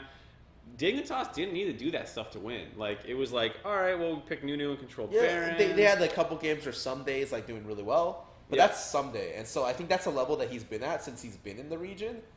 And he's like gonna be their MVP at some points. Yes, and then sometimes Alltech and Adrian played really well. So I think I might give it to Dignitas this week, just because like Seraph did too much stuff that was just like awful, and I didn't see anything awful out of Dig. I think that's pretty reasonable. The only thing I would hesitate about that for is I don't know how well. I don't know if this is like a fluke for their bot lane, because their bot lane did perform extremely well. Yeah, like it doesn't feel like this is the kind of performance you're going to get week in, week out. Yeah, I don't expect Adrian Altec to literally win lane every game with Adrian roaming to secure kills in the mid lane. Yeah, like that. That's something that is. That's a support where you're pushing for top 3, and yeah, no, in the region. And I don't know if I'd push Adrian top 3. I have to see more of him. He's been away so long. Yeah, that's the big thing. Is it wasn't like Adrian was looking fine early in the split and he gets traded to Dig and then he steps up. It's just like we haven't seen Adrian for the better part of 6 months or something, and now he looks good, and it's like, I'm ready for it. Dig impressed this week. Let's throw it to them. All right, we'll give Dig the 4, Envy the 5, and that will conclude our power rankings for this episode of GLT. Mm-hmm. Congrats to all the teams that moved up, and to all the teams that moved down. What the fuck are you doing? Just wait till next week and build Duskblade.